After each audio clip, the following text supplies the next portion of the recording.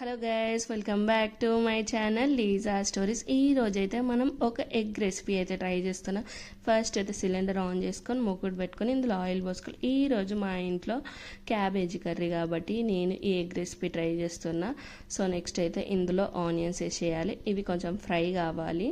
దాని తర్వాత కొంచెం వెల్లుల్లిపాయ, తర్వాత కొంచెం కారం, మీరు ఎంత తింటే అంత కారం వేసుకోండి. దీన్ని కొంచెం స్మాష్ చేసి ఇందులో ఆనియన్స్లోనే వేసేయాలి. ఇవి కొంచెం ఫ్రై కావాలి. ఆయిల్లో ఫ్రై అంటారు కదా, అలా ఫ్రై అయ్యాక వెయిట్ చేయాలి. ఈ వెయిట్ చేసే ప్రాసెస్లో మనం సాంగ్స్ వినొచ్చు, ఏమైనా చేయొచ్చు. సో నెక్స్ట్ ఏమంటే ఇందులో కొంచెం పసుపు వేసేయాలి. పసుపు వేసిన తర్వాత కూడా మళ్ళీ వెయిట్ చేయాలి. సో ఈ ఫుడ్డే అంతా వెయిట్ చేయడం. తర్వాత నెక్స్ట్ ఇందులో 2 ఎగ్స్ వేసుకోవాలి. మీరు ఎన్ని ఎగ్స్ తింటే అన్ని వేసుకోండి. నేనైతే 2 ఎగ్స్ వేసుకున్నా. నెక్స్ట్ ఇది కొంచెం ఫ్రై కావాలి. ఫ్రై అయ్యాక వెయిట్ చేయాలి. తర్వాత కొంచెం సాల్ట్ వేసుకోవాలి. సాల్ట్ వేసుకుంటే మన కర్రీ రెడీ. సో మీరు కూడా ఒకసారి ట్రై చేయండి. Subscribe to my channel.